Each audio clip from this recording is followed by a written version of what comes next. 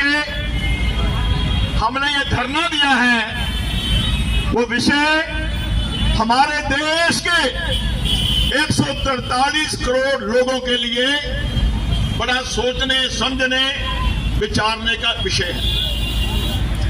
एक तरफ हमारे देश के प्रधानमंत्री मोदी जी 2047 में मेरे भारत को विकसित गुरु बना करके, विकसित भारत बना करके विश्व गुरु बनाने का लक्ष्य लेके चल रहे हैं और उनकी इस बात का पूरा देश, पूरी दुनिया आज समर्थन करते हुए मेरे भारत को नमन कर रही है।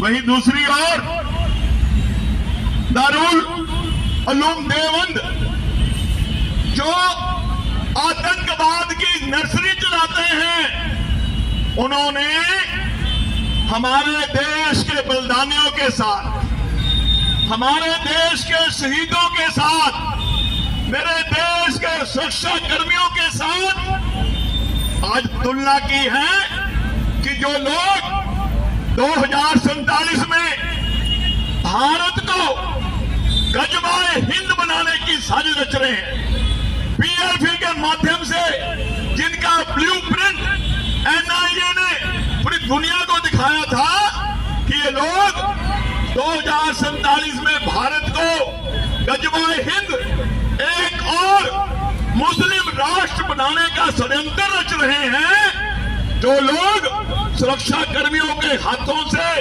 मारे जा रहे हैं, पुलिस कर्मियों द्वारा मारे जाते हैं आतंकवाद फैलाते हुए, उन लोगों को शहीद का दर्जा दिया जाए। क्या उनको शहीद का दर्जा मिलना चाहिए? अगर उनको शहीद का दर्जा देंगे आतंकवादियों को, तो जो मेरे देश के शहीद हैं, जो माइनस डिग्री टेम्परेचर में खड़े होकर के देश की रक्षा सुरक्षा करते हैं, क्या उनके साथ ये मजाक होगा? नहीं होगा। उनकी भावना से खिलवाड़ होगा? नहीं होगा। आतंकियों को शहीद का दर्जा दे करके उनका मनोबल बढ़ाने का ये लोग काम कर रहे हैं। बंधुओं, ये देश के लिए, देश की जनता के लिए बड़ा सोचने विचारने का विषय है कि ये मदरसे जो चल रहे हैं, इन मदरसों में पैसा कहां से आ रहा है?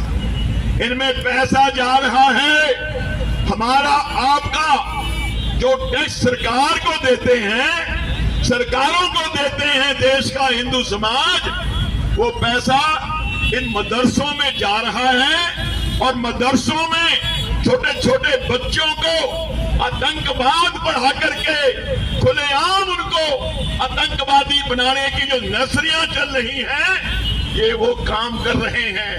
आज हम इस धरने के माध्यम से ये पुरजोर तरीके से कहना चाहते हैं देश के उन मुल्ला मौलवियों को कि हिंदुस्तान में आतंकवाद की नर्सरियां बंद होनी चाहिए। हिंदुस्तान में आतंकवादियों की तुलना मेरे देश के बलिदानियों के साथ, शहीदों के साथ करनी बंद होनी चाहिए।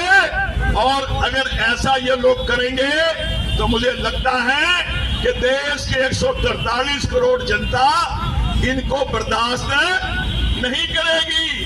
आज पूरा देश विकास चाहता है, आज पूरा देश भारत को विश्व गुरु, भारत को विकसित भारत बनता हुआ देखना चाहता है, मगर ये जिहादी मेरे भारत को गजवाए हिंद बनाने की जो साजिशें रच रहे हैं, इनकी साजिशें देश का 120 करोड़ हिंदू जो दिन रात खून पसीना बहा करके बिजनेस करता है, व्यापार करता है, यहाँ तक कि जो हमारे पुलिस कर्मी हैं उनको भी इनकम टैक्स देना पड़ता है, मगर उनका पैसा इन जिहादियों के पास पहुंच रहा है। तो हम आज ये मांग कर रहे हैं कि जो पैसा सरकारों की तरफ से इन जिहादियों के मदरसों में जा रहा है, वो इनकी मदरसों में जाने वाली जो जिम्मेदार सरकार की तरफ से हो रही है, जो फंड जा रहा है, वो बंद होना चाहिए।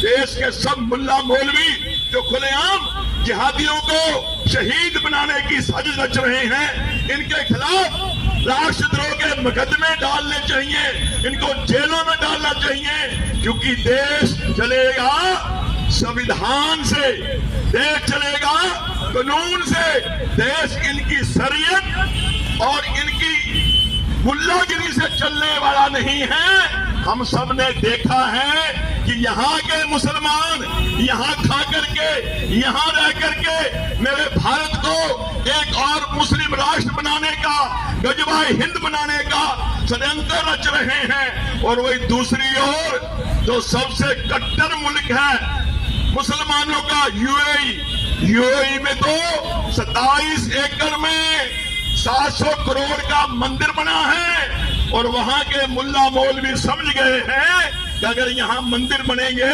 तो हमारा विकास होगा।